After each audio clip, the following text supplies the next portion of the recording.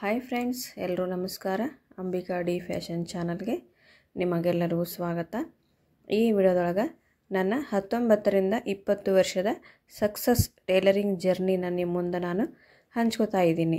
ಈ ವಿಡಿಯೋ ದಯವಿಟ್ಟು ಸ್ಕಿಪ್ ಮಾಡಲಾರ್ದೆ ನೋಡ್ರಿ, ಯಾಕಂದ್ರೆ ಇದ್ರೊಳಗೆ ತುಂಬ ಮೋಟಿವೇಶ್ನಲ್ ಆಗಿರುವಂಥ ಸ್ಪೀಚ್ ಅದಾವೆ. ಯಾಕಂತಂದ್ರೆ ಇದು ಯಾವುದೇ ಕಟ್ಟುಕತೆ ಅಲ್ಲ, ನನ್ನ ಜೀವನದ ನಿಜವಾದ ಕತೆ. ನಾನು ಟೈಲರಿಂಗ್ ಜರ್ನಿ ಒಳಗೆ ಏನೇನೆಲ್ಲ ಕಷ್ಟಗಳು ಅನುಭವಿಸೀನಿ, ಅವಮಾನಗಳನ್ನು ಅನುಭವಿಸೀನಿ, ಪ್ರತಿಯೊಂದನ್ನು ನಿಮ್ಮ ಮುಂದೆ ಹಂಚ್ಕೋತೀನಿ. ನಾನು ಎಷ್ಟು ಕಷ್ಟಪಟ್ಟು ಈ ಜರ್ನಿನ ಮುಂದುವರ್ಸೀನಿ. ಇದು ಈ ಸದ್ಯಕ್ಕೆ ನನಗೆ ಜಯ ಆದ ಫ್ರೆಂಡ್ಸ. ಈ ಸದ್ಯಕ್ಕೆ ನಾನು ಎಲ್ಲ ಕಲ್ಲು ಮುಳ್ಳುಗಳಿನ ದಾರಿ ಒಳಗೆ ಬರ್ತಾವಲ್ಲ, ಎಲ್ಲನೂ ನಾನು ದಾಟುವಂತ ಬಂದು ಒಂದು ಹಂತಕ್ಕೆ ಈ ಸದ್ದ ಬಂದೀನಿ ಫ್ರೆಂಡ್ಸ್. ಇದು ಎಲ್ಲ ಹೆಂಗೆ ಸಾಧ್ಯವಾಯಿತು, ನಾನು ಹೆಂಗೆಲ್ಲ ನೋವುಗಳನ್ನು ಅನುಭವಿಸಿದೆ, ಕಷ್ಟಗಳು ತಿಂದೆ, ಆಮೇಲೆ ಎಷ್ಟು ತಡರಾತ್ರಿ ಆದರೂ ಸ್ಟಿಚಿಂಗ್ ಮಾಡಿದೆ, ಪ್ರತಿಯೊಂದನ್ನು ಈ ವಿಡಿಯೋದಾಗ ನಿಮ್ಮ ಮುಂದೆ ನಾನು ಹಂಚ್ಕೊಳಕ್ಕೆ ಇಷ್ಟಪಡ್ತೀನಿ. ಈಗ ಫಸ್ಟಿಗೆ ನಾನು ಹೇಳೋದಾದರೆ ನನ್ನ ಹೈಸ್ಕೂಲ್ದಿಂದನೇ ಸ್ಟಾರ್ಟ್ ಮಾಡ್ತೇನೆ ಫ್ರೆಂಡ್ಸ್. ನಾನು ಹೈಸ್ಕೂಲ್ ಅಂದರೆ ಏಡ್ತ್ ಸ್ಟ್ಯಾಂಡರ್ಡ್ಗೆ ನಾನು ಗೌರ್ಮೆಂಟ್ ಕಾಲೇಜ್ಗೆ ಸೇರ್ಪಡೆ ಆದೆ, ಅಂದರೆ ಅಡ್ಮಿಷನ್ ಮಾಡಿದೆ. ಅದಾದ ನಂತರ ನಾನು 8th, 9th, 10th 3 ವರ್ಷದೊಳಗೆ ಒಂದೊಂದು ಪೀರಿಯಡ್ SVPW ಅಂತೇಳಿ ಬರ್ತಿತ್ತು. ಅದು ಈ ಸದ್ಯಕ್ಕೆ ಐತೋ ಇಲ್ಲೋ ಗೊತ್ತಿಲ್ಲ, ಆವಾಗ ನಮಗಿತ್ತು. ನಾನು 8th ಇದ್ದಾಗ ಇತ್ತು. ಆ SVPW ಅನ್ನೋ ಪೀರಿಯಡ್ ಒಳಗೆ ಏನೇನು ಕಲಿಸ್ತಿದ್ರು ಅಂತಂದ್ರೆ, ಪ್ಲಾಸ್ಟಿಕ್ಲೇ ಹೂವು ಮಾಡೋದು, ಮತ್ತು ಮಾಪ್ಲರ್ ಇದು ಇರ್ತಾವಲ್ಲ ಉಲನ್ನ, ಅದರಲ್ಲೇ ಮಾಪ್ಲರ್ ಹೆಣೆಯೋದು, ಮತ್ತು ಪೇಟಿಕೋಟು, ಫ್ರಾಕು, ಈ ರೀತಿ ಕ್ರಿಯೇಟಿವ್ ಆಗಿ ಏನಾದರೂ ಒಂದು ಕಲಿಸ್ತಾಯಿದ್ರು. ಆದರೆ ನಾನು ನಿಜ ಹೇಳಬೇಕಂದ್ರೆ ಅದರೊಳಗೆ ಎಳ್ಳಷ್ಟು ಇಂಟ್ರೆಸ್ಟ್ ಇದ್ದಿದ್ದಿಲ್ಲ. ನನಗೆ ಇಂಟ್ರೆಸ್ಟ್ ಇದ್ದಿದ್ದು ಬರೀ ಓದಿನ ಕಡೆ, ಮತ್ತು ಯಾವುದೇ ಸಬ್ಜೆಕ್ಟ್ ಆಗಲಿ ಎಲ್ಲದರೊಳಗೂ ನಾನು ಹೈಯೆಸ್ಟ್ ಇರಬೇಕು. ಒಂದು ಸ್ವಲ್ಪ ಮಾರ್ಕಸ್ ಕಡಿಮೆ ಬಿದ್ದರೂ ನಾನು ತುಂಬ ಡಿಪ್ರೆಷನ್ಗೆ ಮಾನಸಿಕ ಮಾಡ್ಕೊಳ್ಳೋದು ಈ ರೀತಿ ಮಾಡ್ತಾಯಿದ್ದೆ. ಓದಿನೊಳಗೆ ತುಂಬ ಇಷ್ಟು ಇಂಟ್ರೆಸ್ಟ್ ಇದ್ದರು ಯಾಕೆ ನೀವು ಬಿಟ್ರಿ ಅಂತ ಕೇಳ್ಬೋದು. ನಂದು SSLC ಆಗಿಂದ ಮದುವೆ ಆಯಿತು. ಯಾಕೆ ಮದುವೆ ಆಯಿತು ಅಂದ್ರೆ ಬಡತನ ಪರಿಸ್ಥಿತಿ ಫ್ರೆಂಡ್ಸ್. ಆವಾಗ ನಮ್ಮ ತಂದೆ ತೀರಿ ಹೋಗಿದ್ರು. ನಮ್ಮ ತಾಯಿ ಒಬ್ಬರೇ, ನಾವು 4 ಮಂದಿ ಹೆಣ್ಮಕ್ಳು. ಹೀಗಾಗಿ ಹೆಂಗೆ ಹೊರ ಬರ್ತಾವೆ ಹಾಗೆಲ್ಲ ಮನೆಯವರೇ, ಇವರೆಲ್ಲ ನಮ್ಮ ಯಜಮಾನ್ರದೆಲ್ಲ ನಮ್ಮ ರಿಲೇಷನ್ನೇ. ಹಿಂಗಾಗಿ ಬಂದು ಹೊರಗಳ ಇದು ಮಾಡೋದಂತ ಹೇಳಿ ಬಡ ಮದುವೆ ಮಾಡಿ ಕೊಟ್ಬಿಟ್ರು. ಹಿಂಗಾಗಿ ನಮ್ಮ ಎಜುಕೇಷನ್ ಹಿಂದುಳಿತು. ಆದರೂ ನನಗೆ ತುಂಬ ಒಂದು ಏನಾದರೂ ಮಾಡಬೇಕು, ಸಾಧನೆ ಮಾಡಬೇಕು ಅನ್ನೋ ತಲೆ ಇತ್ತು. ಈ ವಿದ್ಯಾಭ್ಯಾಸದ ಮಾಡೋಕ್ಕಾಗಲಿಲ್ಲ ಅಂತಂದ್ರೂ ನಾನು ಈ ಸದ್ಯಕ್ಕೆ ಟೈಲರಿಂಗ್ ಒಳಗಾದ್ರೂ ಒಂದು ಏನಾದರೂ ಸಾಧನೆ ಮಾಡೀನಿ ಅನ್ನುವಂಥದ್ದು ನನಗೆ ಸಮಾಧಾನ ಅದ. ಈ ಟೈಲರಿಂಗ್ ಜರ್ನಿ ಒಳಗೆ ನಾನು ಎಷ್ಟೆಲ್ಲ ಕಷ್ಟ ತಿಂದೀನಿ, ಅವಮಾನಗಳು ಅನುಭವಿಸೀನಿ, ಪ್ರತಿಯೊಂದನ್ನು ಹೇಳ್ತೀನಿ ಕೇಳ್ರಿ ಫ್ರೆಂಡ್ಸ. ಏನಂತಂದರೆ ಆವಾಗ ನಾನು ಹೇಳಿದ್ನಲ್ಲ, 8th, 9th, 10th SVPW ಅಂತ ಒಂದು ಪೀರಿಯಡ್ ಇರ್ತಿತ್ತು. ಅದು ಒಂದು ಚೂರೂ ನನಗೆ ಇಂಟ್ರೆಸ್ಟ್ ಇರಲಿಲ್ಲ. ಆದರೂ ನಾವು ಕಲಿಬೇಕಿತ್ತು. ಅದಕ್ಕೆ ಎಕ್ಸಾಮ್ ಇರ್ತಿದ್ದು, ಮಾರ್ಕ್ಸ್ ಇರ್ತಿದ್ದು, ನಾವು ಕಲೀಲೇಬೇಕಿತ್ತು. ಅದರೊಳಗೆ ಫುಲ್ ಜೀರೋ, ನಾನು ಏನೂ ಬರ್ತಿರಲಿಲ್ಲ. ಆಮೇಲೆ ಒಂದು ಪೇಟಿಕೋಟ್ ನಾನು 1 ವರ್ಷ ಕಲ್ತರೂ ನನಗೆ ಕಟ್ಟಿಂಗ್ ಸ್ಟಿಚಿಂಗ್ ಮಾಡ್ಲಿಕ್ಕೆ ಬಂದಿಲ್ಲ ಫ್ರೆಂಡ್ಸ್. ಅಷ್ಟು ನನಗೆ ಇದೇನು ಬಿಡಪ್ಪ, ನನಗೆ ಇದ್ರೊಳಗೆ ಇಂಟ್ರೆಸ್ಟ್ ಇಲ್ಲ. ಆ ಟೈಮಿಗೆ ನನಗೆ ಹಂಗಿತ್ತು. 8th, 9th, 10th ಆ ಟೈಮಿಗೆ ನನಗೆ ಹಂಗಿತ್ತು. ಇದ್ರೊಳಗೆ ಇಂಟ್ರೆಸ್ಟ್ ಇಲ್ಲ, ನನಗೆ ಇದು ಎಷ್ಟು ತಲೆಗೆ ಹತ್ತಕ್ಕೂ ತಯಾರಿಲ್ಲ, ಏನೋ ಇಂಚಂತ ಪಾವಂತ ನನಗೆ ಗೊತ್ತಾಗಂಗಿಲ್ಲ. ಈ ರೀತಿ ನಾನು ಆಲಸಿ ಮಾಡ್ಕೋತಿದ್ದೆ. ಮಿಷಿನ್ಗಳು ಇದ್ದು ಒಂದೇ ದಿವಸ ಒಂದು ಪೇಟಿಕೋಟ್ ನಾನು ಕಟ್ ಮಾಡಿ ಸ್ಟಿಚ್ ಮಾಡಲಿಲ್ಲ. ಇಂಥಕ್ಕೆ ನಾನು ಈಗ ಟೈಲರಿಂಗ್ ಒಳಗೆ ಫಾಸ್ಟ್ ಆಗೀನಿ ಅಂದ್ರೆ ನೀವೇ ತಿಳ್ಕೊರಿ ಫ್ರೆಂಡ್ಸ್, ನಾನು ಎಷ್ಟೆಲ್ಲ ಕಷ್ಟಪಟ್ಟು ಕಲ್ತಿರಬೇಕು ಇದನ್ನು ಅಂಥೇಳಿ. ಏನು ಮಾಡಿದೆ ಅಂತಂದ್ರೆ, ಆವಾಗ ನಾನು 10th ಮಗನ ಮದುವೆ ಆಯ್ತಲ್ಲ, ಮದುವೆ ಆಗೋಣ ನಾನು ಟೈಲರಿಂಗ್ ಹಚ್ತಾ ಇರಲಿಲ್ಲ. ನಾನು ನಿಮ್ಗೆ ಮುಂದೆ ಹಂಚ್ಕೊಂಡು ನನ್ನ ಬೇಬಿ ಫೇಲ್ ಆಗ, ನಾನು ಮೇಲ್ ಬೇಬಿ ಫೇಲ್ ಆಯಿತು. ಅದಾಗ ನಾನು ಟೈಲರಿಂಗ್ ಹಚ್ಚಿದೆ ಅಂಥೇಳಿ ನಮ್ಮ ಮನೆಯವರು, ನಾನು ಡಿಪ್ರೆಷನ್ಗೆ ಹೋಗೋಣ ಅಂದರೆ ಒಂದು ಸ್ವಲ್ಪ ಯಾರಿಗಾದರೂ ಹಂಗೆ ಆಗೋದೆ, ಡಿಪ್ರೆಷನ್ಗೆ ಹೋಗೋಣ, ನಮ್ಮ ಮನೆಯವ್ರು ಏನು ಮಾಡಿದ್ರು, ಈಕೆ ಹೀಗೆ ಚಿಂತೆ ಮಾಡ್ತಾಳೆ ಅಂತ ಹೇಳಿ ನನಗೆ ಸ್ಟಿಚಿಂಗ್ ಕ್ಲಾಸಿಗೆ ಹಚ್ಚಿದ್ರು. ಮೊದಲೇ ನನಗೆ ಅದ್ರೊಳಗೆ ಇಂಟ್ರೆಸ್ಟ್ ಇರಲಿಲ್ಲ. ಆದರೂ ಇವರು ಈಕೆ ಬರೀ ಚಿಂತೆ ಮಾಡ್ತಾ ಅಂತ ಜಲ್ಮಿಲಿಲೆ ಒಯ್ದು ನನಗೆ ಹಚ್ಚಿದ್ರು ಅವರು. ಆಯ್ತು ಇರ್ಲಂತೆ ನಾನು ಬೇಕು ಬೇಡ ಹೋಗ್ತಿದ್ದೆ. ಕ್ಲಾಸ್ ಒಳಗೆ ಏನಾಕಿತ್ತು ಅಂದ್ರೆ, ಅವರು ಹೇಳಿದಂಥ ಒಂದು ಚೂರು ನನಗೆ ತಿಳಿತಾ ಇರಲಿಲ್ಲ. ಈಗ ನಾನು ನಿಮಗೆ ಹೇಳಿದಷ್ಟು ಡಿಕ್ಲಿಯರ್ ಆಗಿ ಅವ್ರು ನನಗೆ ಹೇಳ್ತಿರ್ಲಿಲ್ಲ. ಮತ್ತು ಆವಾಗ ಈ ಥರ ಫೋನ್ಗಳು ಇರಲಿಲ್ಲ, ಕೀಪ್ಯಾಡ್ ಫೋನ್ ಸಹಿತಕ್ಕೆ ಇರಲಿಲ್ಲ ಆವಾಗ ನಮ್ಮ ಹತ್ರ. ಅವಾಗ ನನಗೂ ಮನೆಯಾಗೇನೋ ಕೆಲಸ ಇರ್ತಿರ್ಲಿಲ್ಲ. ನಾನು ಏನು ಮಾಡ್ತಿದ್ದೆ, ಆಯ್ತು ಸರಿ 1-2 ತಾಸು ಹೋಗಿ ಬಂದ್ರಾತು, ಮನಸ್ಸು ಮತ್ತು ಚೇಂಜ್ ಅನ್ನಿಸ್ತಂತೆ ಕ್ಲಾಸಿಗೆ ಹೋಗ್ತಿದ್ದೆ ನಾನು. ಅಲ್ಲಿ ಕ್ಲಾಸ್ ಒಳಗೆ ಅವರು ಹೇಳಿಕೊಟ್ರೆ ಏನಂದ್ರೆ ಏನೂ ಬರ್ತಿರ್ಲಿಲ್ಲ ನನಗೆ. ಅವ್ರು 20 ಸಲ ಹೇಳಿದ್ರು ನನ್ನ ತಲೆ ಒಳಗೆ ಹೋಗ್ತಿದ್ದಿಲ್ಲ. ಮತ್ತು ಏನಂತಂದ್ರೆ, ಅವರು ಕಟಿಂಗ್ ಹೇಳ್ಕೊಟ್ರಂದ್ರೆ ಅದು ಒಂದು 20 ಸಲ ಆದಾಗ ಒಂದು ಸತಿ ಬರ್ತಿತ್ತು, ಅದು ಟ್ರೈ ಮಾಡ್ತಿದ್ದೆ.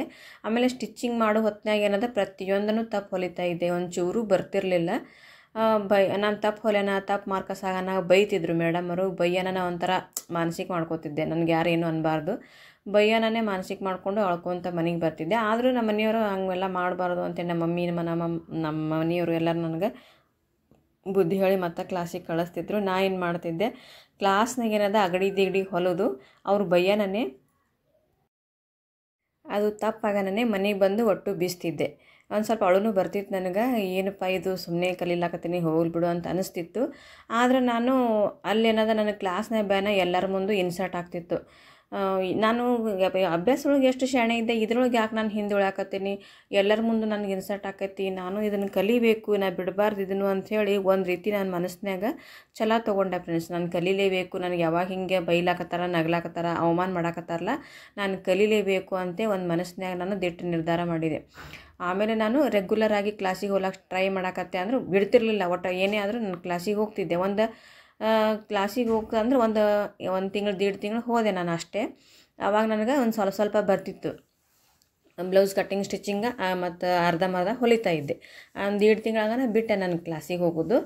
ಬಿಡೋಣ, ನಮ್ಮ ಮನೆ ಎದುರಿಗೊಬ್ಬರು ಆಂಟಿ ಹೊಲಿತಾಯಿದ್ರು. ಅವ್ರ ಕಡೆ ನಾನು ಹೋಗೋಕ್ಕೆ ಕೂಡ್ತಾಯಿದ್ದೆ. ಯಾಕಂದರೆ ಇದು 1.5 ತಿಂಗಳು ಕ್ಲಾಸಿಗೆ ಹೋಗಿದ್ದು, ನನಗೊಂದು ಸ್ವಲ್ಪ ಅದ್ರ ಬಗ್ಗೆ ಮಾಹಿತಿ ಇತ್ತು. ಅವ್ರ ಮನೆಗೆ ಹೋಗಿ ನಾನು ಕೂಡ್ತಾಯಿದ್ದೆ. ಅವ್ರು ಕಸ್ಟಮರ್ ಬ್ಲೌಸ್ ಏನು ಸ್ಟಿಚ್ ಮಾಡ್ತಾಯಿದ್ರಲ್ಲ, ಅವ್ರ ಕಡೆ ನೀವು ಹೇಳ್ಕೊಡ್ರಿ, ನಿಮ್ಮ ಕಸ್ಟಮರ್ ಬ್ಲೌಸ್ ನಾನು ಸ್ಟಿಚ್ ಮಾಡಿಕೊಡ್ತೀನಿ, ನನಗೆ ನೀವು ಅಮೌಂಟ್ ಕೊಡಬೇಡ್ರಿ, ನನಗೆ ಫಿನಿಶಿಂಗ್ ಬಂದರೆ ಸಾಕಂತೇಳಿ ಅವ್ರ ಕಡೆ ರಿಕ್ವೆಸ್ಟ್ ಮಾಡ್ಕೋತಿದ್ದೆ. ಅವರು ಇಲ್ಲಮ್ಮ ನೀ ಈಗ ಕಲ್ತಿದ್ದಿ ಬೇಡ ಅಂಥೇಳಿ ಹೇಳ್ತಿದ್ರು. ಇಲ್ಲ, ಒಂದು ಸತಿ ನಾನು ಸ್ಟಿಚ್ ಮಾಡಿಕೊಡ್ತೀನಿ, ಸರಿ ಬರಲಿಲ್ಲ ಅಂದ್ರೆ ಹೊಳೆ ಬಿಚ್ಚಿನೂ ಕೊಡ್ತೀನಿ ಅಂತ ಹೇಳ್ತಿದ್ದೆ ಅವರಿಗೆ. ಆಮೇಲೆ ಹ್ಞೂ ಆಯ್ತು ಅಂತಂದು ಅವ್ರು ಮುಂದೆ ಕುಂದ್ರಿಸಿ ಅವ್ರು ನನ್ನ ಮುಂದೆ ಕುಂದಿರ್ತಿದ್ರು, ಹೇಳ್ತಿದ್ರು. ನಾನು ಹೊಲದವ್ರಿಗೆ ಕೊಡ್ತಾಯಿದ್ದೆ. ಅವ್ರ ಕಸ್ಟಮರ್ ಬ್ಲೌಸ್ಗಳು ಅವ್ರಿಗೆ ಹೊಲಿದು ಕೊಡ್ತಾಯಿದ್ದೆ. ನಾನು ಬರೀ ಸ್ಟಿಚ್ ಮಾಡಿಕೊಡೋದು, ನನಗೇನು ಅಮೌಂಟ್ ಕೊಡ್ತಿರ್ಲಿಲ್ಲ ಅವರು. ಯಾಕಂದ್ರೆ ನನಗೆ ಬಂದರೆ ಸಾಕಾಗಿತ್ತು. ಆಯಿತು ಅಂಥೇಳಿ ನಾನು ಒಂದು ಸ್ವಲ್ಪ ಕೈ ಕೂತಂಗೆ ಆಯ್ತು ನನಗೆ, ಅವ್ರು ಬ್ಲೌಸ್ ಹೊಲಿದು ಕೊಡಾಕತ್ತಾನ. ಆಮೇಲೆ ಅವರು ಮನೆ ಚೇಂಜ್ ಮಾಡಿದ್ದು ಫ್ರೆಂಡ್ಸ್. ನಮ್ಮ ಮನೆ ಎದುರಿಗೇನಿದ್ದಲ್ಲ, ಅವ್ರ ಮನೆ ಚೇಂಜ್ ಮಾಡಿಕೊಂಡು ಹೋದ್ರು ಅವ್ರು ಅಲ್ಲಿಂದ. ಆಮೇಲೆ ನನಗೆ ಬಿರಿ ಬಂತು, ಮನೆಯೊಳಗೆ ಮಿಷನ್ ಇದ್ದಿದ್ದಿಲ್ಲ, ಮನೆಯೊಳಗೆ ಮಿಷನ್ ಇದ್ದಿದ್ದಿಲ್ಲ. ಆಮೇಲೆ ನಾನೇನು ಮಾಡಿದೆ, ಅಲ್ಲಿ ಇನ್ನೊಬ್ಬರು ಹೊಲಿತಾ ಇದ್ರು, ಅವ್ರ ಮಿಷನ್ ನಾನು ಬಾಡಿಗೆ ಕೇಳಿದೆ. ಅಂದರೆ ಅವ್ರ ಮನೆಗೆ ಹೋಗಿ ಹೊಲ್ಕೊಂಬರೋದು, ನಾನು ತಿಂಗಳಿಗೆ ಅವರಿಗೆ ಬಾಡಿಗೆ ಕೊಡೋದು. ಆವಾಗ 150 ರೂಪಾಯಿ ಇತ್ತು ಅದಕ್ಕೆ ತಿಂಗಳಿಗೆ ಬಾಡಿಗೆ. 150 ರೂಪಾಯಿ ಹೋದ್ರೂ ಪರವಾಗಿಲ್ಲ, ನಾನು ಕಲಿಬೇಕಂತ ಹೇಳಕ್ಷಂದ್ರೆ ಮತ್ತು ನಾನು ಕ್ಲಾಸ್ ಸ್ಟಾರ್ಟ್ ಮಾಡಿದೆ. ಮತ್ತು 1.5 ತಿಂಗಳು ಹೋದೆ. ಆವಾಗ ಅವ್ರ ಮಿಷನ್ ಮೇಲೇ ಹೊಲಿದು, ಆಮೇಲೆ ಅವ್ರಿಗೆ ತಿಂಗಳ ಬಾಡಿಗೆ ಕೊಡೋದು, ಈ ರೀತಿ ನಾನು ಮಾಡತ್ತೆ. ಅಂದರೆ ಕಸ್ಟಮರ್ ಬ್ಲೌಸ್ಗಳು ಅಲ್ಲಿ ತನಕ ಹೊಲ್ದಿದ್ದಿಲ್ಲ. ಆಮೇಲೆ ಏನದ, ನಮ್ಮ ತಂಗಿಯರು ಶಾಲಿಗೆ ಹೋಗ್ತಿದ್ರಲ್ಲ, ಅವ್ರ ಮೇಡಮ್ ನಾನು ಸ್ಟಿಚ್ ಮಾಡೋದು ನೋಡಿ ನನಗೆ ಬ್ಲೌಸ್ ಕೊಟ್ಟಿದ್ರು ಅವರು. ನಾನು ಹೆದರ್ಕೋತೆ ಹಿಡ್ದಿದ್ದೆ, ಯಾಕಂದರೆ ಫಸ್ಟ್ ಟೈಮ್ ಕಸ್ಟಮರ್ ಬ್ಲೌಸ್ ಹಿಡಿದಿದ್ದೆ ನಾನು ಟೀಚರ್ದು. ಅವರು ಟೀಚರ್ ಅದಾರ, ಬ್ಲೌಸ್ ಹೆಂಗಕ್ಕೋ ಹೆಂಗಿಲ್ಲೋ ಅಂಥೇಳಿ ಅಂಜ್ಕೊತ ಹಿಡಿದಿದ್ದೆ. ಆದರೂ ಪರವಾಗಿಲ್ಲ, ನನಗೇನು ಬ್ಲೌಸ್ ಕೆಡಿಸಿದ್ದಿಲ್ಲ, ಚಲೋನೇ ಹೊಲಿದಿದ್ದೆ. ಆದರೆ ಒಂದು ಸ್ವಲ್ಪ ಲೂಸ್ ಅದು ಆಗಿದ್ದು, ನಾನು ವೇರಿಯೇಷನ್ ಅದು ಮಾಡಿ ಕರೆಕ್ಟಾಗಿ ಮಾಡಿ ಕೊಟ್ಟೆ ಅವರಿಗೆ. ಅದು ತಕ್ಕ ಮಟ್ಟಿಗೆ ಅವ್ರು ಅಮೌಂಟ್ ಕೊಟ್ಟರು. ಆ ಅಮೌಂಟ್ ನನ್ನ ಕೈ ಒಳಗೆ ಬಂದಿದ್ದು ಇಷ್ಟು ಖುಷಿ ಆಯಿತು ಅಂತಂದ್ರೆ ಆ ಖುಷಿಗೆ ಪಾರವೇ ಇರಲಿಲ್ಲ ಫ್ರೆಂಡ್ಸ. ಇಲ್ಲಿ ನಾನು ಏನು ಬರೆಯಾಕತ್ತೀನಿ ನಂಗೆ ತಮ್ಮನೆಲ್ಲ ಟೈಟಲ್ ನೆನಪಾಗಿತ್ತು, ನಾನು ಬರೆಯಾಕತ್ತೀನಿ. ಅದು ಪ್ರತಿಯೊಂದನ್ನು ನಿಮಗೆ ಹೇಳ್ಕೊತಾ ಇರ್ತೀನಿ, ಏನು ಬರೀಲಾಕತ್ತಾರೆ ಮೇಡಮ್ ಅಂತ ನೀವು ಅನ್ಕೋಬಾರ್ದು. ಇದು ಏನು ಬರೆಯಾಕತ್ತೀನಿ ಅಂದರೆ ನನ್ನ ವಿಡಿಯೋದು ಟೈಟಲ್ ಮತ್ತು ತಮ್ಮನೇಲು. ನಾನು ಫಸ್ಟ್ ರೊಕ್ಕ ಬರೋಣ ನನಗೆ ತುಂಬಾ ಖುಷಿ ಆಯಿತು. ಎಷ್ಟಂದ್ರೆ 300 ರೂಪಾಯಿನೋ ಕೊಟ್ಟರು. 370 ರೂಪಾಯಿ, ಸರಿಯಾಗಿ ನೆನಪಿಲ್ಲ, ಒಂದು 20 ವರ್ಷದಿಂದ ಇದು ಸರಿಯಾಗಿ ನೆನಪಿಲ್ಲ. ಎಷ್ಟು ಅಮೌಂಟ್ ಕೊಟ್ಟರು ಅವರು. ಆ ರೊಕ್ಕ ಬರೋಣ ಎಷ್ಟು ಖುಷಿ ಆತಂದ್ರೆ ಹೇಳಬಾರ್ದು ಫ್ರೆಂಡ್ಸ. ಆಮೇಲೆ ನನಗೆ ಇನ್ನಷ್ಟು ಸ್ಟಿಚ್ ಮಾಡ್ಬೇಕು ಅನ್ನಿಸ್ಲಾಕತ್ತೆ, ಯಾಕಂದ್ರೆ ರೊಕ್ಕ ಬರಾಕತ್ತಲ್ಲ, ಹಿಂಗಾಗಿ ನಾನು ಸ್ಟಿಚ್ ಮಾಡಬೇಕು ಅನ್ನಿಸ್ತು ನನಗೆ. ನಾನು ಖಾಲಿ ಕುಂಡ್ರಬಾರ್ದು, ನಾನು ಶಾಲೆ ಅಂತೂ ಅರ್ಧೊಟ್ಟೆ ಮಾಡಿದೆ, SLC ಮುಗಿಸಿದೆ, ಮುಂದೆ ಕಂಟಿನ್ಯೂ ಮಾಡಬೇಕು ನಾನು. ಅಂದರೆ ಶಾಲೆ ಅಂತೂ ಕಂಟಿನ್ಯೂ ಆಗೋಕ್ಕೆ ಸಾಧ್ಯನೇ ಇಲ್ಲ, ಮುಂದೆ ಮದುವೆಯಾಗಿ ನನಗೆ ಕಲಿಯೋಕ್ಕೂ ಅಷ್ಟು ಇಂಟ್ರೆಸ್ಟ್ ಇದ್ದಿದ್ದಿಲ್ಲ, ಬಿಟ್ಟೆ. ನಾನು ಬಿಟ್ಟಿಂದ ಹೊಲಿಗೆ ಒಳಗಾದರೂ ನಾನು ಏನಾರ ಒಂದು ಸಾಧನೆ ಮಾಡಬೇಕು ಅಂತ ಹೇಳಕ್ಷಂದ್ರೆ ಹೊಲಿಗೆನೇ ನಾನು ಮತ್ತೆ ಕಂಟಿನ್ಯೂ ಮಾಡಿನಂತಂದೆಲ್ಲ ಕಸ್ಟಮರ್ ಬ್ಲೌಸ್ಗಳು ಹಿಡಿಯೋಕೆ ಸ್ಟಾರ್ಟ್ ಮಾಡಿದೆ. ಅವ್ರು ಏನು ಮಾಡಿದರು ಅಂತಂದ್ರೆ, ನಾನು ಕಸ್ಟಮರ್ ಬ್ಲೌಸ್ಗಳು ಬಾಡಿಗೆ ಕೊಟ್ಟು ಅವ್ರ ಮಿಷನ್ ಮೇಲೆ ಹೊಲಿಯಾಕತ್ತಾನ. ಅವ್ರು ನನಗೆ ಮಿಷನ್ ಕೊಡಲಿಲ್ಲ ಫ್ರೆಂಡ್ಸ್. ಇನ್ಮ್ಯಾಗ ನಮಗೂ ಮಿಷನ್ ಬೇಕು, ಮಿಷನ್ ಕೊಡಲ್ಲ, ನಾವು ಹೊಲಿತೀವಿ ಅಂತೇಳಿ ನನ್ನ ಮಿಷನ್ ಕೊಡಲಿಲ್ಲ ಅವ್ರು ನನಗೆ ಹೊಲಿಲಕ್ಕ. ಒಂದು ತಿಂಗಳಾದರೂ ನಾನು ಖಾಲಿನೇ ಇದ್ದೆ, ಏನು ಮಾಡಬೇಕು ಏನಿಲ್ಲ. ನಮ್ಮ ಮನೆಯವ್ರಿಗೆ ಹೇಳಿದೆ ನಾನು, ಹಿಂಗೆ ನಂಗೆ ಮಿಷನ್ ಅಂತೂ ಬೇಕು, ನನಗೆ ಕಲಿತೀನಿ, ಕೊಡಿಸ್ಕೊಡ್ರಿ ಮಿಷನ್ ಅಂಥೇಳಿ. ಅವ್ರು ಹೊಲಿಗೆಗಂತೂ ಹಚ್ಚಾರ, ನನಗೆ ಮಿಷನ್ ಕೊಡಿಸಿದ್ದಿಲ್ಲ ಅವ್ರು, ಯಾಕಂದ್ರೆ ಈಗ ಕಲಿತಾಳೋ ಇಲ್ಲೋ ಅಂಥೇಳಿ 2,500 ರೂಪಾಯಿ ಕೊಟ್ಟು ನನಗೊಂದು ಮಿಷನ್ ಕೊಡಿಸಿದ್ರಿ ಇವರು. ಆವಾಗ ಮಿಷನ್ಗೆ 2,500 ಅದು ನೆನಪದ ಫ್ರೆಂಡ್ಸ್ ನನಗೆ. ಮತ್ತು ಮಿಷನ್ನ ಭಾಳ ಚೆನ್ನಾಗಿತ್ತದು. ಅದನ್ನ ಮಿಷನ್ ಈಗ ನೆನೆಸ್ಕೊಂಡ್ರೆ ಯಾಕಾದ್ರೂ ಕೊಟ್ಟನೆ ಅನಿಸ್ಬಿಡ್ತೈತಿ. 2,500 ರೂಪಾಯಿ ಕೊಟ್ಟು ಮಿಷನ್ ಕೊಂಡ್ಕೊಂಡೆ. ಮಿಷನ್ ಕೊಂಡ್ಕೊಂಡಾಗೂ ನನಗೆ ತುಂಬಾ ಸಂತೋಷ ಆಯಿತು. ಮಿಷನ್ ತೊಗೊಂಡಿಂದ ನಾನು ಮತ್ತು 2ನೇದು ಪ್ರೆಗ್ನೆನ್ಸಿ ಆದೆ. ಪ್ರೆಗ್ನೆನ್ಸಿ ಆಗ ನಾನು ಕ್ಲಾಸ್ ಹೋಗಲಿಲ್ಲ, ಸ್ಟಿಚಿಂಗ್ ಕ್ಲಾಸಿಗೆ ಹೋಗಲಿಲ್ಲ. ನಾನು ಅದನ್ನು ಅಷ್ಟೇ ಬಿಟ್ಟೆ. ನಾನು ಸ್ಟಿಚ್ ಮಾಡಬಾರ್ದಂತೆ ಎಲ್ಲರೂ ಬೈಲಾಕತ್ರು. ಯಾಕಂದರೆ ಮೊದಲೇದು ಬೇರೆ ನಂದು ಬೇಬಿ ಫೇಲ್ ಆಗಿತ್ತು. ಎರಡನೇದು ಪ್ರೆಗ್ನೆನ್ಸಿಯಾಗನ ಎಲ್ಲರೂ ತುಂಬ ಕೇರ್ ತೊಗೊಳ್ಳೋದು ಮತ್ತು ಹಿಂಗೆ ಕ್ಲಾಸಿಗೆ ಹೋಗಬೇಡ ಅನ್ನೋದಂದ್ರೆ ನಮ್ಮ ಮನೆಯವರು, ನಮ್ಮ ಮಮ್ಮಿ ಎಲ್ಲರೂ ತುಂಬ ಕೇರ್ ತೊಗೊಂಡು ಕ್ಲಾಸಿಗೆ ಹೋಗಬೇಡಂತೆ ಕ್ಲಾಸ್ ಬಿಡಿಸಿದ್ರು. ಅದು ಫುಲ್ ಡೆಲಿವರಿ ಆಗುತ್ತಾನ ನಾನು ಹೊಲಿಗೆ ಕಡೆ ಹೋಗಲೇ ಇಲ್ಲ, ಅರ್ಧನೇ ನಿಂತದು. ಆಮೇಲೆ ಡಿಲಿವರಿ ಆಗಿ ಒಂದು 3-4 ತಿಂಗಳಿಗೆ ಫ್ರೆಂಡ್ಸ್, ಅಂದ್ರೆ ಒಂದು 3-4 ತಿಂಗಳ ತನಕ ನಾನು ಸ್ಟಿಚ್ ಮಾಡಿದ್ದಿಲ್ಲ. ನಾರ್ಮಲ್ ಡಿಲಿವರಿ ನಂದು 3-4 ತಿಂಗಳಾಗ ನಾನು ಮತ್ತೆ ಹೊಳ್ಳೆ ನಾನು ಪಿಕೋ ಮಿಷನ್ ತೊಗೊಂಡೆ. ಆವಾಗ ಪಿಕೋ ಮಿಷನ್ ತೊಗೊಂಡು, ಅಂದ್ರೆ ಸ್ಟಿಚಿಂಗ್ ಮಿಷನ್ ಒಂದಿತ್ತು, ಪಿಕೋ ಮಿಷನ್ ಒಂದು ತೊಗೊಂಡೆ. ಹಾಗೆ ಸೀರೆಗಳ್ನು ಪಿಕೋ ಹಾಕೋದು ಅದು ಕಲಿತೇ ಇಲ್ಲ ಫ್ರೆಂಡ್ಸ್. ನಾನು ಎಲ್ಲಿ ಹೊರಗಡೆ ನಾನು ಪಿಕೋ ಹಾಕೋದು, ನಾನು ಬರೀ ಅವ್ರ ಮಿಷನ್ ಅಂಗಡಿಯವ್ರು ಹೇಳಿದ್ರ ಮೇಲೇ ಪಿಕೋ ಫಾಲ್ ಮಾಡೋಕ್ಕೆ ಸ್ಟಾರ್ಟ್ ಮಾಡಿದೆ. ಅದನ್ನು ಕೂಡ ಪಿಕೋ ಫಾಲು ಮತ್ತು ಸ್ಟಿಚಿಂಗು ಎರಡೂ ಸ್ಟಾರ್ಟ್ ಮಾಡಿದ್ದೆ. ನಾನು ಕಸ್ಟಮರ್ಗೂ ಹೇಳ್ಕೊತಾ ಇದ್ದೆ, ಇಲ್ಲ ನಾನು ಹೊಲಿತೀನಿ ತೊಗೊಂಬರ್ರಿ ಅಂತೇಳಿ. ಅವಾಗ ಅಷ್ಟೇನು ಬರ್ತಿದ್ದಿಲ್ಲ, ಬ್ಲೌಸ್ಗಳು 1-2 ಬರ್ತಿದ್ದು. ಬಂದ್ರೂ ಒಂದು ಸ್ವಲ್ಪ ವೇರಿಯೇಷನ್ ಬರ್ತಿದ್ದು, ಎಲ್ಲರೂ ಹೆಚ್ಚು ಕಡಿಮೆ ಅದು ಹಾಕಿದ್ದು ನಾನೇ ತಿದ್ದುಕೊಂಡು ಬಿಚ್ಚಿ ಮತ್ತು ಸರಿ ಮಾಡಿ ಅದು ಕೊಡ್ತಿದ್ದೆ. ಅಲ್ಲಿ ನನಗೆ ಸ್ವಂತ ಅನುಭವ ಆಲಕತ್ತು ಫ್ರೆಂಡ್ಸ್. ಯಾಕಂದ್ರೆ ನಾನು ಅವು ಎಲ್ಲಿ ತಪ್ಪೆ ಅನ್ನೋದನ್ನು ಬಿಚ್ಚಿ ನಾನು ಸರಿ ಮಾಡಿ ಕೊಡ್ತಿದ್ನಲ್ಲ, ಅಲ್ಲಿ ನನಗೆ ಗೊತ್ತಾಕಿತ್ತು ಇಲ್ಲಿ ಇನ್ನೊಮ್ಮೆ ತಪ್ಪು ಮಾಡಬಾರ್ದು ಅಂಥೇಳಿ. ಆಮೇಲೆ ನಾನು ವೇರಿಯೇಷನ್ ಬರ್ಲಾಕತ್ತನ ನಾನು ಸರಿ ಮಾಡಿ ಕೊಡ್ತಿದ್ದೆ. ಆವಾಗ ಮತ್ತೆ ನಾನು ಸ್ಟಿಚಿಂಗ್ ಒಂದು ರೀತಿ ಒಳಗೆ ಹೊಲಿಲಾಕತ್ತನ 3ನೇದು 1 ವರ್ಷ ಅದು ಹೊಲ್ದೀನಿ ಫ್ರೆಂಡ್ಸ್. ನಾನು 1 ವರ್ಷ 1.5 ವರ್ಷ ಹೊಲ್ದೀನಿ. ನಾನು 2 ಮಕ್ಕಳಿಗೆ 2 ವರ್ಷ ಗ್ಯಾಪ್ ಅದ. ಮತ್ತು ಏನೇ ಫ್ಯಾಮಿಲಿ ಪ್ರಾಬ್ಲಮ್ ಬಂದರೂ ನಾನು ಒಟ್ಟು ಸ್ಟಿಚಿಂಗ್ ಬಿಡಲಿಲ್ಲ ಫ್ರೆಂಡ್ಸ್. ನಾನು ಸ್ಟಿಚಿಂಗ್ ಮಾಡಬೇಕು ಅನ್ನೋದೊಂದು ತಲೆಯಾಗಿತ್ತು, ಮಾಡಿದೆ ನಾನು. ಆಮೇಲೆ ನನಗೊಂದು ಸ್ವಲ್ಪ ಪ್ರಾಬ್ಲಮ್ ಬರ್ತಿದ್ದು ಬ್ಲೌಸಿಂದು, ಏನು ಹೊಲಿದು ಕೊಡೋಣ ಮಾಡೋಣ ಅದು ಒಂದು ಸ್ವಲ್ಪ ವೇರಿಯೇಷನ್ ಬರ್ತಿದ್ದು. ಹಿಂಗಾಗಿ ಬೇಜಾರು ಹಾಕಿತ್ತು ನನಗೆ. ನಾ ಏನು ಮಾಡಿದೆ ಅಂತಂದ್ರೆ, ಇದು ಇನ್ನೊಂದು ಸ್ವಲ್ಪ ನಾನು ಪರ್ಫೆಕ್ಟ್ ಆಗಬೇಕು ಅಂತ ನಾನೇ ವಿಚಾರ ಮಾಡಿ, ನಾನು ಎಲ್ಲಿ ಕ್ಲಾಸಿಗೆ ಹಚ್ಚಿದ್ದಿಲ್ಲ. ಆವಾಗ ಒಬ್ಬರು ಟೇಲರ್ಗೆ ಕೇಳಿದೆ ನಾನು, ಅವರು ತುಂಬ ಫೇಮಸ್ ಟೇಲರು. ಅವ್ರಿಗೆ ಕೇಳಿದೆ ನಾನು, ನೀವು ಕಟ್ ಮಾಡಿಕೊಡ್ರಿ, ನಾನು ಸ್ಟಿಚ್ ಮಾಡಿಕೊಡ್ತೀನಿ, ಮತ್ತು ಫಿನಿಶಿಂಗ್ ಮಾತ್ರ ನೀಟ್ ಐತಿ ನಂದು, ನೀನು ಕಟ್ಟಿಂಗ್ ನಿಮ್ಮದೇ ರೀ, ನಾನು ಬರೀ ಸ್ಟಿಚ್ ಮಾಡಿಕೊಡ್ತೀನಿ, ನೀವು ಎಷ್ಟಾದರೂ ಅಮೌಂಟ್ ಕೊಡ್ರಿ ಅಂತ ಕೇಳಿದೆ ನಾನು.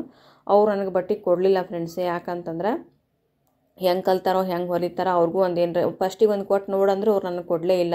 ಇಲ್ಲರಿ ಬೇಡ, ಈಗ ಆಲ್ರೆಡಿ ಅದಾರ ನಮ್ಮ ಹತ್ರ, ನೀವು ಹೆಂಗೆ ಹೊಲಿತೀರೋ ಹೆಂಗಿಲ್ಲೋ ಬೇಡ ಅಂತ ಹಿಂಗೆ ಹೇಳಿಬಿಟ್ರು ಅವರು. ಅದನ್ನು ಸರಿ ಆಯಿತು ಬಿಡಿ ಅಂತೇಳಿ ಅವ್ರ ಕಡೆ ನಾ ಹೋಗಲಿಲ್ಲ, ಬಿಟ್ಟೆ. ಮತ್ತು ಇನ್ನೊಂದು ಅಲ್ಲಿ ಮಾರ್ಕೆಟ್ ಒಳಗೂ ಕೇಳಿದೆ ನಾನು, ಹಿಂಗೆ ರೀ ನನಗೆ ಡ್ರೆಸ್ ಅದು ಹೊಲ್ಯಾಕೆ ಕೊಡ್ತೀರನ್ನೋ, ಹೊಲ್ದು ಕೊಡ್ತೀನಿ ನಾನು ಅಂತೇಳಿ. ಆವಾಗ ಅವರು ಕೊಡಲಿಲ್ಲ ಫ್ರೆಂಡ್ಸ್. ಹೆಂಗೆ ಹೊಲಿತಾರೋ ಹೆಂಗಿಲ್ಲೋ, ಇಲ್ಲರಿ ನಮ್ಮ ಕಡೆ ಅಂತ ಈ ಥರ ನನಗೆ ಹೇಳಿದರು. ಅವಾಗ ನನಗೆ ತುಂಬ ಬೇಜಾರಾಯಿತು. ಏನು ಮಾಡೋದು, ಬಟ್ಟೆನೂ ಕೊಡಾಕ್ತಾ ಇರಲಿಲ್ಲ ಯಾರು. ಮತ್ತು ಇಲ್ಲಿ ಅಂತರೂ ನನಗೆ ವೇರಿಯೇಷನ್ ಬರ್ಲಾಕತ್ತಾವು ಬ್ಲೌಸಿನೂ, ಏನು ಮಾಡಬೇಕು ಅಂಥೇಳಿ ಒಂದು ವಿಚಾರ ಮಾಡಿ ನಮ್ಮ ಮನೆಯವ್ರಿಗೆ ಹೇಳಿದೆ ನಾನು, ಹೆಂಗೆ ರೀ ಮತ್ತು ಬ್ಲೌಸ್ ವೇರಿಯೇಷನ್ ಬರಾಕತ್ತಾವು, ಕಸ್ಟಮರ್ನೂ ಬರಲ್ಲು, ನನಗೆ ಎಲ್ಲರೇ ನಾನು ಚಲೋ ಕೂರ್ಸಿಗೆ ಹಚ್ತೀನಿ, ನನಗೆ ಹಚ್ಚಿರಿ ಅಂತೆ. ಆಮೇಲೆ ಅವರು ಕೂಡ ನನಗೆ ಸಪೋರ್ಟ್ ಮಾಡಿದರು. ಆವಾಗ ಮಕ್ಕಳು ಸಣ್ಣ ಇದ್ದು, ನಾನು ದೊಡ್ಡವ 5 ವರ್ಷನವ, ಸಣ್ಣವ 3 ವರ್ಷನವ. ಅಷ್ಟು ಹುಡುಗರನ್ನ ಬಿಟ್ಟು ಕೇಸಿಂದ್ರೆ ನಾನು ಮತ್ತೆ ಹೊಳ್ಳೆ ಕ್ಲಾಸಿಗೆ ಹೋಗಿದ್ದೆ. ಒಂದು 8-10 ಕಿಲೋಮೀಟ್ರ್ ಆಕಿತ್ತದು. ಇವರು ಕರ್ಕೊಂಡು ಹೋಗಿದ್ರು, ಕರ್ಕೊಂಬರ್ತಿದ್ರು. ಆವಾಗ ಗಾಡಿ ಡ್ರೈವರ್ ಇದ್ದರು ನಮ್ಮ ಮನೆಯವರು, ಅವ್ರು ಫ್ರೀ ಇದ್ದಾಗ ನನಗೆ ಕರ್ಕೊಂಡು ಹೋಗಿದ್ರು, ಮತ್ತೆ ಹೊಳೆ ಕರ್ಕೊಂಬರ್ತಿದ್ರು. ಮತ್ತು ಅವರು ಬಾಡಿಗೆದು ಹೋದಾಗ ಮಮ್ಮಿ ಇರ್ತಿದ್ಲಲ್ಲ, ಮಮ್ಮಿ ನೋಡ್ಕೊತಿದ್ಲು. ಮತ್ತು ಮಮ್ಮಿನೂ ಎಲ್ಲರೂ ಏನಾರ ಕೆಲಸಕ್ಕೆ ಅಂದ್ರೆ ಏನಾರ ಅವ್ರ ಪರ್ಸನಲ್ ಕೆಲಸ ಅದಿದ್ದರೆ ಹೊರಗೆ ಹೋದಾಗ ಅದು ನಾನು ಕ್ಲಾಸ್ ಬಿಡ್ತಿದ್ದೆ. ಈಗ ಇಷ್ಟು ಹೈರಾಣಾಗಿ ನಾನು ಕ್ಲಾಸನ್ನು ಕಲ್ತೀನಿ. ಆವಾಗ ಹೋಗಿ ಬರ್ತಿದ್ದೆ ಫ್ರೆಂಡ್ಸ್. ನಾನು ಹೋಗಿ ಬರಬೇಕಾದ್ರೆ ನನಗೆ ಅರ್ಧ ದಿವಸ ಹೋಗಿತ್ತು. ಯಾಕಂದ್ರೆ 8-10 ಕಿಲೋಮೀಟ್ರ್ ಹೋಗಿ ಬರೋದು ಹೈರಾಣ ಭಾಳ ಆಕಿತ್ತು. ಅಲ್ಲಿ ಕಲಿತು ಮತ್ತು ಮನೆಯೊಳಗೆ ಬಂದು ಪ್ರಾಕ್ಟೀಸ್ ಮಾಡೋದು. ಆದರೂ ಕಲ್ತಿದ್ದು ನನಗೆ ಏನೂ ವೇಸ್ಟ್ ಆಗಲಿಲ್ಲ. 5 ತಿಂಗಳು ಕೋರ್ಸ್ ಮಾಡಿದ್ದೆ ಫ್ರೆಂಡ್ಸ್ ನಾನು. 5 ತಿಂಗಳೊಳಗಾಗಿ ನಾನು ಫುಲ್ ಡ್ರೆಸ್ ಮತ್ತು ಬ್ಲೌಸ ಫುಲ್ ಪರ್ಫೆಕ್ಟ್ ಆದೆ. ಆವಾಗ ನಾನು ನಿಧಾನಕ್ಕೆ ಕಸ್ಟಮರಿಗೆ ಫಸ್ಟಿಗೆ ರೇಟ್ 40 ರೂಪಾಯಿಗೊಂದು ಬ್ಲೌಸ್ ಹೊಲಿತಿದ್ದೆ ನಾನು. ಅಂದರೆ ನಾನು ಇದೇನು ಕಲ್ತು ಬಂದೆಲ್ಲ, ಕಲ್ತು ಬಂದಿಂದೆ ಇದು 40 ರೂಪಾಯಿಗೊಂದು ಬ್ಲೌಸ್ ಹೊಲಿತಿದ್ದೆ ನಾನು. ಫಸ್ಟಿಗೆ ಎಷ್ಟಾದರೂ ಬರಲಿ, ನನಗೆ ಕಸ್ಟಮರ್ ಕೂತ್ರೆ ಸಾಕಂಥೇಳಿ 40 ರೂಪಾಯಿ ಒಂದು ಬ್ಲೌಸ ಸ್ಟಿಚ್ ಮಾಡಿಕೊಡ್ತಿದ್ದೆ. ಅಸ್ತ್ರ ಏನದ 100-120 ಈ ರೀತಿ ತೊಗೋತಿದ್ದೆ. ಆವಾಗ ನಾನು ಕಸ್ಟಮರ್ ಬರಾಕತ್ತನ ಒಂದು ಹೊಲ್ದು ಕೊಡಾಕತ್ತಿದ್ದೆ. ಮತ್ತು ಇನ್ನೊಂದು ಏನು ಐಡಿಯಾ ಮಾಡಿದೆ ಅಂತಂದ್ರೆ, ನಮ್ಮ ಮನೆ ಎದುರಿಗೆ ಒಂದು ರೋಡ್ ಅದ, ಅಲ್ಲಿ ಸುಮಾರು ಜನ ಅಡ್ಡಾಡ್ತಾರೆ. ಅಲ್ಲಿ ಒಂದು ಬೋರ್ಡ, ಮತ್ತು ಈಗ ಇದ್ದ ಮನೆ ಅಲ್ಲ ಫ್ರೆಂಡ್ಸ್, ನಾವು ಮೊದಲಿದ್ದ ಮನೆ. ಆಮೇಲೆ ನಮ್ಮ ಮನೆ ಮುಂದೆ ಒಂದು ಬೋರ್ಡ್, 2 ಬೋರ್ಡ್ ಮಾಡಿಸಿದೆ ನಾನು. ಹೊಲಿಗೆಯು ಮ್ಯಾಟ್ರ್ ಹಾಕಿಸಿ 2 ಬೋರ್ಡ್ ಮಾಡಿಸಿದೆ. ಆ ಬೋರ್ಡ್ದಿಂದನೂ ತುಂಬ ಜನ ಕಸ್ಟಮರ್ ಬರಾಕತ್ರು ನನಗೆ. ಮತ್ತು ನಾವು ಹೊಲದಿಂದ ಅವ್ರಿಗೇನು ಬ್ಲೌಸ್ಗಳು ಹೊಲ್ದು ಕೊಡ್ತಿಲ್ಲ, ಅವು ತುಂಬ ಪರ್ಫೆಕ್ಟ್ ಆಗಾಕತ್ತು. ಎಲ್ಲಿ ಏನೂ ವೇರಿಯೇಷನ್ ಬರ್ತಿದ್ದಿಲ್ಲ. ತುಂಬ ದೂರದಿಂದ ಕಸ್ಟಮರ್ ಬಂದು ಬ್ಲೌಸ್ ಹೊಲಿಸ್ಕೊಂಡು ಹೋಗ್ತಿದ್ರು. ಮತ್ತು ನಮ್ಮ ಏರಿಯಾದನ್ನ ಬ್ಲೌಸ್ಗಳು ತುಂಬಾ ಬರ್ತಿದ್ದು, ಎಲ್ಲಿ ವೇರಿಯೇಷನ್ ಬರ್ತಿರಲಿಲ್ಲ, ತುಂಬ ನೀಟಾಗಿ ಬರಾಕತ್ತು. ಕಸ್ಟಮರ್ ಜಾಸ್ತಿ ಆಗಿಂದ ನಾನು ರೇಟ್ ಕೂಡ ಜಾಸ್ತಿ ಮಾಡಿದೆ. ಯಾಕಂದ್ರೆ ನನಗೆ ಪುರಾಡಿಸ್ತಿದ್ದಿದ್ದಿಲ್ಲ, ಫಿನಿಶಿಂಗ್ನೂ ನೀಟ್ ಬರ್ತಿತ್ತು. ಮತ್ತು ನನಗೆ ಕಸ್ಟಮರ್ನೂ ಜಾಸ್ತಿ ಆಗಾನ ರೇಟ್ ಜಾಸ್ತಿ ಮಾಡಿ ಆವಾಗ 40 ರೂಪಾಯಿ ಇದ್ದು ಜರ್ನಿ ಈಗ 350 ರೂಪಾಯಿಗೆ ಬಂದಿರ್ತದೆ ಫ್ರೆಂಡ್ಸ್. ನಂದು ಈ ಸದ್ಯಕ್ಕೆ ನಂದು ರೇಟ್ ನಾನು ಸ್ಟಿಚಿಂಗ್ ಮಾಡೋದು 350 ರೂಪಾಯಿ ಇಷ್ಟಕ್ಕೆ ಬಂದಿರ್ತದೆ. ಆಮೇಲೆ ಕಸ್ಟಮರ್ ತುಂಬ ಜನ ಬರಾಕತ್ರು, ಅದು ಒಂದು ಹಿಗ್ಗು ನನಗೆ. ಮತ್ತು ಮಕ್ಕಳು ತೊಗೊಂಡು ತುಂಬಾ ಹೈರಾಣ ಹಾಕಿದ್ದೆ ಫ್ರೆಂಡ್ಸ್. ನನ್ನ ಮಕ್ಕಳು ಸಣ್ಣವು ಇದ್ದು ಅವಕ್ಕೇನು ತಿಳಿತಿರ್ಲಿಲ್ಲ. ಕಿರಿಕಿರಿ ಮಾಡೋಣ, ದಾಂಧಲಿ ಮಾಡೋಣ, ಅದು ನನಗೂ ತುಂಬ ಅವ್ರಿಗೂ ಹೈರಾಣ ನನಗೂ ಹೈರಾಣ ಆಕಿತ್ತು. ಯಾಕಂದ್ರೆ ಅವ್ರನ್ನ ಸಂಭಾಳಿಸ್ಕೊಂಡು ಅವ್ರ ಹುಡುಗರಿಗೆ ಊಟ ಅದು ಮಾಡಿಸಿ ಅವ್ರ ಬಗ್ಗೆ ಕೇರ್ ತೊಗೊಂಡು ಅವ್ರು ಅಳ್ಳಕತ್ರ ನಾನು ಸ್ಟಿಚಿಂಗ್ ಬಿಟ್ಟು ಅವ್ರನ್ನ ಸಮಾಧಾನ ಮಾಡಿ ಆಮೇಲೆ ನನ್ನ ಕೆಲಸಕ್ಕೆ ನಾನು ನಿಂದಿರ್ತಿದ್ದೆ. ಇಷ್ಟೆಲ್ಲನೂ ಕಷ್ಟಪಟ್ಟಿನಿ. ಮತ್ತು ರಾತ್ರಿ ಜಾಸ್ತಿ ಹೊಲಿತಿದ್ದೆ ಫ್ರೆಂಡ್ಸ್, ಯಾಕಂದ್ರೆ ಮಕ್ಕಳು ಮಲಗಿರ್ತಿದ್ರು. ನಾನು ನೈಟ್ ಏನಿಲ್ಲ ಅಂತಂದರೂ ಆವಾಗ 1 ಗಂಟೆ ತನಕ ಹೊಲ್ದೀನಿ.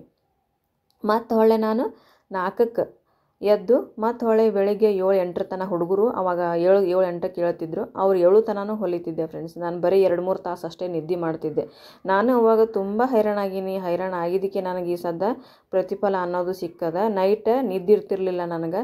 ಡೇ ನಿದ್ದೆ ಮಾಡ್ಬೇಕಂದ್ರೆ ಮಕ್ಕಳು ಕಾಡ್ತಿದ್ದು, ಸಣ್ಣ ಮಕ್ಕಳು. ಅವ್ರನ್ನ ತೊಗೊಂಡು ನಾನು ಸ್ಟಿಚಿಂಗ್ ಮಾಡಬೇಕು. ಮತ್ತು ಅವ್ರು ಕಿರಿಕಿರಿ ಮಾಡಾಕತ್ತಂದ್ರೆ ಸ್ಟಿಚಿಂಗ್ ಬಿಟ್ಟು ಅವ್ರ ಕಡೆ ಲಕ್ಷ್ಯ ಕೊಟ್ಟು ಅವ್ರಿಗೆಲ್ಲ ಊಟ ನಿದ್ದೆ ಎಲ್ಲ ಆಗಿಂದ ಮತ್ತು ನಾನು ಅಂದರೆ ಮಕ್ಕೊಂಡಾಗ ಅಷ್ಟೇ ನನಗೆ ಸ್ಟಿಚಿಂಗ್ ಮಾಡೋದು. ಈ ರೀತಿ ನನ್ನ ಮಕ್ಕಳು ಬೆಳೆಸ್ಕೊತಾ ನಾನು ಸ್ಟಿಚಿಂಗ್ ಮಾಡೀನಿ.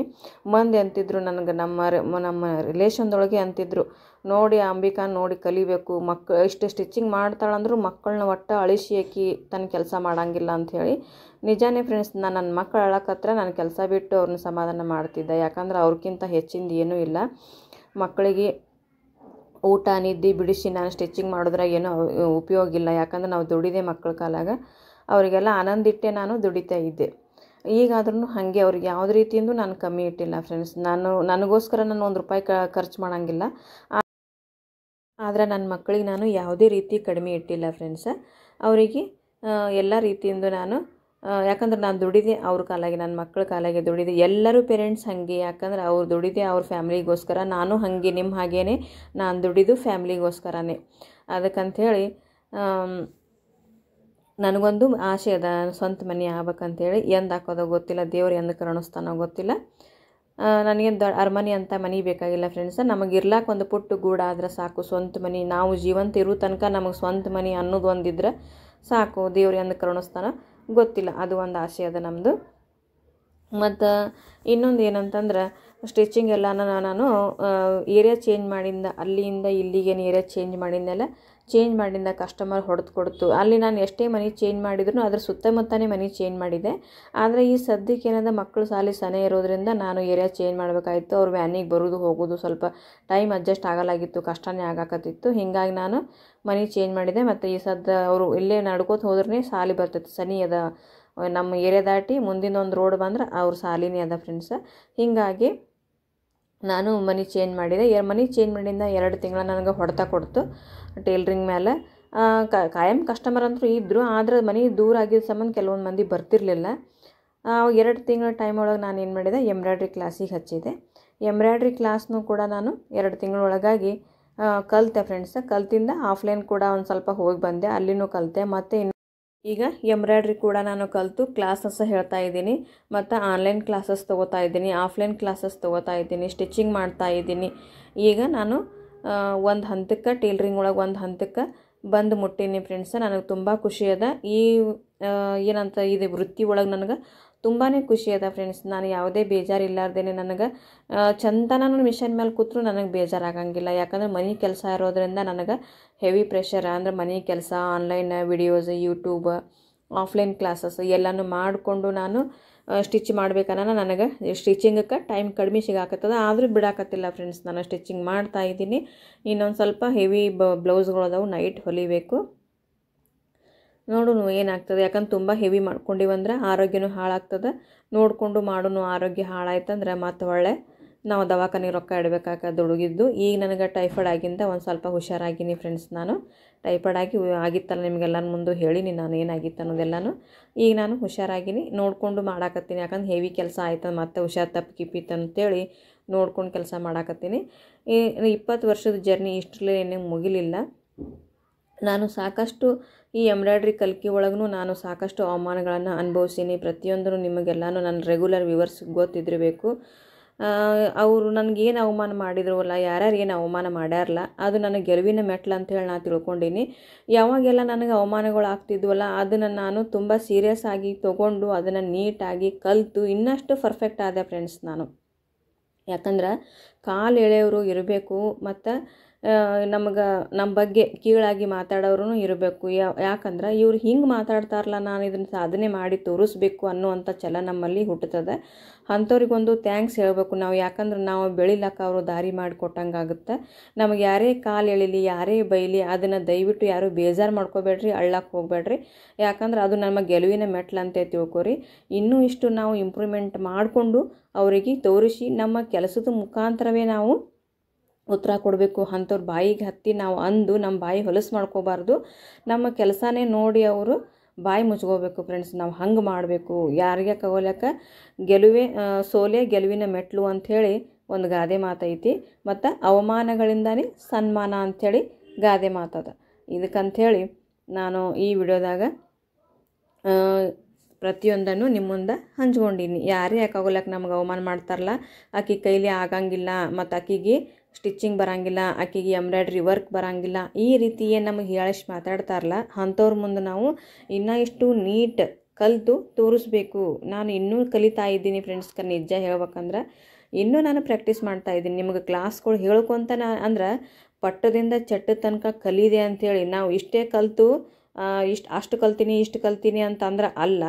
ನಾವು ಏನು ಹುಟ್ಟುತ್ತೇವಲ್ಲ ಸಾವಿನವರೆಗೂ ನಾವು ಕಲಿದೇ ಇರ್ತದೆ ಫ್ರೆಂಡ್ಸ್. ಜೀವನನೇ ನಮಗೆ ಪಾಠ ಕಲಿಸ್ತದೆ. ನಾನು ಓದಿನಕ್ಕಿಂತನೂ ನನಗೆ ಜೀವನ ತುಂಬಾ ಪಾಠ ಕಲಿಸೋದು ಇಷ್ಟು ಚಿಕ್ಕ ವಯಸ್ಸಿನಾಗ. ಯಾಕಂದ್ರೆ ನಾನು ಕಷ್ಟದಿಂದ ಬೆಳೆದಕ್ಕಿದ್ದೀನಿ, ನಾನು ತುಂಬಾ ಅನುಭವ ಉಳ್ಳಕ್ಕಿದ್ದೀನಿ. ನಂದು ನಾನೇ ಹೊಗಳ್ಕೊಳಂಗಿಲ್ಲ, ಕಷ್ಟದಿಂದ ಬೆಳೆದೀನಿ ಫ್ರೆಂಡ್ಸ್ ನಾನು.